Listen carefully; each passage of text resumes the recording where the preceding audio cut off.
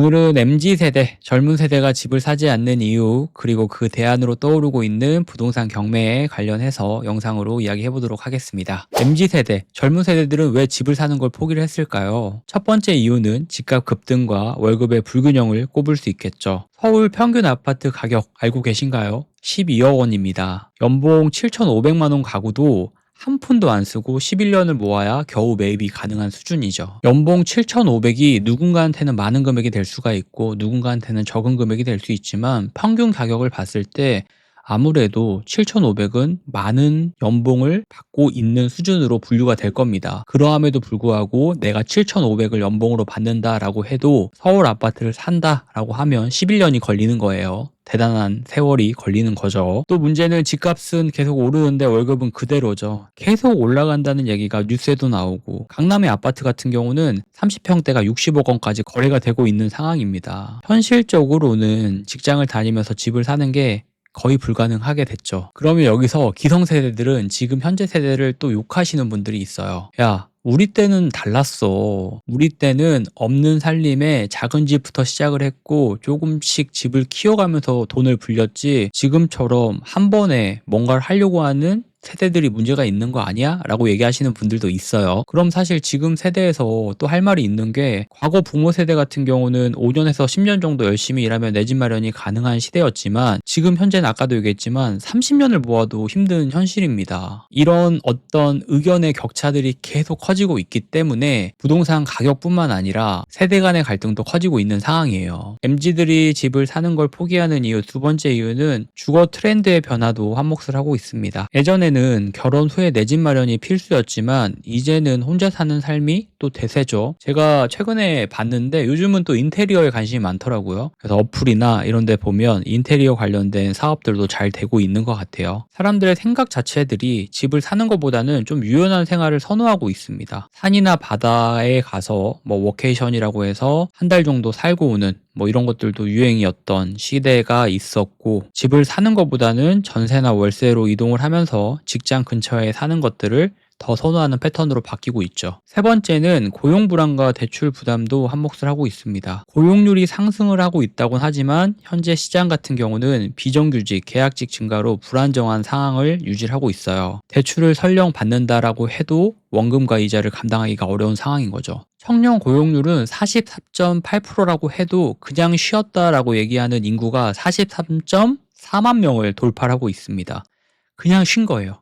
아무 일도 하지 않고 그냥 쉰 겁니다. 또 누군가는 일을 해야 된다라고 얘기할 수 있지만 현실적인 문제들이 해결이 되지 않으니까 이 불안감 속에 도전도 못하는 인구들이 늘어나고 있는 상황이기도 합니다. 이런 상황에서 내 집 마련? 사실 필요할까라고 생각하시는 젊은 분들도 많이 생기고 있는 상황이에요. 아니 내 현재 미래도 불안한데 집을 뭐하러 사? 그리고 집을 사지 않아도 월세나 전세를 바꿔가면서 트렌디하고 좋은 곳들을 살 수 있는데 이런 어떤 유행의 기조들이 좀 있는 것 같습니다. MZ들이 집을 사지 않는 마지막 네 번째, 제가 생각하는 네 번째는 비용과 만원의 증가입니다. 결혼을 늦추거나 아예 하지 않는 청년층이 증가를 하고 있어요. 가족을 꾸릴 계획이 없으니까 큰 집을 가지거나 아니면 내 집을 가진다라는 게 필요 없을 수도 있겠죠. 그러면 집을 사는 방법이 없을까에 대한 부분 이야기 해볼 거고 저는 경매 관련된 이야기를 하는 사람이기 때문에 이 문제를 경매 관점으로 한번 얘기를 해보도록 할게요. MZ에게는 젊은 세대에게는 경매가 기회가 될 수 있다고 생각을 합니다. 그 이유를 몇 가지를 좀 정리를 해봤는데 첫 번째는 시세 대비 저렴하게 내 집 마련이 가능합니다. 경매 시장에서는 시세보다 10%에서 30% 정도 낮은 가격에 주택을 구매를 할 수가 있어요. 우리가 흔히 가방이나 옷이나 신발이나 이런 거를 10%만 싸게 사도 20%만 싸게 사도 싸게 샀다라고 얘기를 하고 구매를 하잖아요. 하지만 집을 예를 들어서 1억짜리 집을 사람들이 1억에 사고 팔고 하고 있는 집을 나는 30% 정도 저렴한 가격 7천만 원에 살 수 있다라고 하면 이건 굉장한 메리트가 될 수가 있겠죠. 그리고 특히 재테크에서는 싼 거 같다가 아니라 사는 순간 부동산 경매는 싸게 산 거예요. 재테크 중에서 싼 거 같다라고 해서 사람들은 많이들 주식이나 코인이나 이런 것들을 사잖아요. 하지만 부동산 경매 같은 경우는 조금은 다른 성질을 가지고 있는 재테크 방법입니다. 사는 순간 싸게 샀다가 되는 거기 때문에 굉장히 큰 장점이 될 수가 있고 있고, 또 경험이나 이런 것들, 기술이 좀 쌓이다 보면 시세보다 30% 이상 더 저렴하게 사는 경우들도 많습니다. 경매의 장점 두 번째, 초기 자금 부담이 완화가 되는 부분들이 많습니다. 많은 사람들이 부동산은 돈이 많아야지만 살 수 있다라고 생각을 해요. 하지만 경매 같은 경우는 이 부동산, 내가 낙찰받은 부동산을 담보로 해서 해주는 대출, 경락잔금 대출이 있고, 이 대출을 이용한다라고 하면 내가 가지고 있는 돈이 적어도 내가 생각하는 금액 4배, 5배 정도의 물건을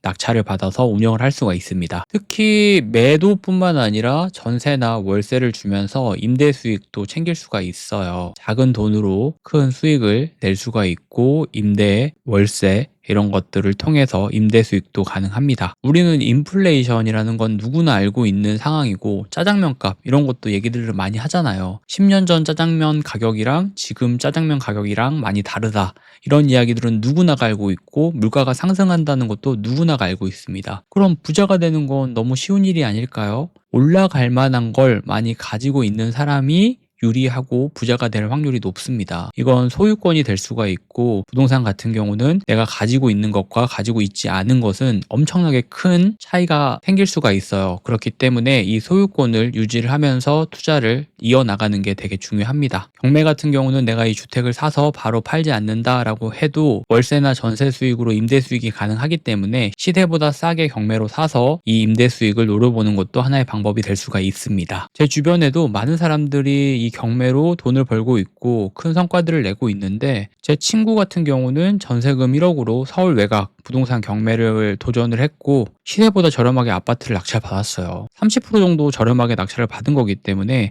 안전마진에 대한 확보를 한 상황인 거죠. 그리고 20대 신혼부부들이 있었는데, 이 부부는 임대주택 이런 데를 들어가는 것보다 구축 아파트를 낙찰을 받고 전세를 놓고 월세 수익까지 확보를 해놓은 상황인 거죠. 또 어린 친구들이 있어요. 대학생 친구들이 있는데, 이 친구들 같은 경우는 부모님 도움 없이 3천만 원으로 소형 오피스텔을 낙찰을 받고 난 다음에 여기에 직접 거주를 하면서 주거비를 절감하고 있습니다. 소유권을 얻기도 하고, 이 월세를 내는 것보다 이자를 내는 게 적기 때문에 훨씬 더 큰 이익이 생길 수가 있겠죠. 자, 그러면 부동산 경매 어떻게 시작하면 좋을까 빠르게 3가지 얘기해 보도록 하겠습니다. 첫 번째는 경매 기초 공부 무조건 하셔야 돼요. 경매 여러 사이트들이 있고 경매 관련된 유튜브 영상들도 많죠. 하지만 제가 항상 얘기하는 건 책입니다. 책을 볼 수 있어야 되고, 책을 보면서 경매라는 거를 이야기를 할 수 있어야 돼요. 이야기를 할 수 있으면 내가 알 수 있는 게 되는 거고, 알게 되는 겁니다. 내가 알아야 부동산 경매로 돈을 벌 수 있기 때문에 이 시작은 언제나 책이 될 수 있어요. 두 번째는 소액으로 투자를 해보는 겁니다. 꼭 큰 돈으로 한 방에 뭔가를 바꾸려고 하지 말고 작은 돈으로 한번 시작을 해보는 거예요. 수도권 외곽 지방 소형 아파트를 한번 보거나, 또 전세금 일부를 활용해서 시세보다 저렴한 물건을 찾아보는 겁니다. 그리고 세 번째는 실전 경험을 쌓아봐야 되겠죠. 한 번도 해보지 않은 사람이 큰 돈을 벌기란 어렵습니다. 직접 이런 공부나 세미나나 교육이나 이런 것들을 통해서 내가 알게 된 상황이 됐다면 이제는 경험이 좀 필요합니다. 실제로 작은 물건을 입찰해서 수익을 내고 그 수익을 낸 경험이 있다라고 하면 부동산 경매를 지속할 수 있는 힘이 생기실 거예요. 공부가 완료가 됐다면 소액으로 한번 도전을 해보고, 소액으로 돈을 벌어보는 실전 경험까지 쌓아보는 거 이야기를 항상 드리고 있습니다. 그래서 제가 이 영상을 준비하면서 생각을 했던 게, MZ세대가 내 집 마련을 포기하는 이유는 분명하지만 방법이 없는 건 아닙니다. 부동산 경매가 됐든 어떤 방법이 됐든 현실적인 방법으로 내 집 마련을 하는 것도 충분히 가능합니다. 포기하는 게 저는 제일 안 좋다고 생각해요. 방법을 계속 생각해야 되고, 우리는 투자자로 돈을 벌 사람들이기 때문에 이 문제를 해결할 수 있는 방법을 계속 생각을 해봐야 되는 게 중요하다고 생각을 합니다. 저도 영상으로 이런 것들 계속 정리해서 이야기해 보도록 하겠습니다. 오늘도 긴 영상 봐주셔서 감사하고, 내일 또 좋은 영상으로 돌아오도록 하겠습니다. 영상 봐주셔서 감사합니다.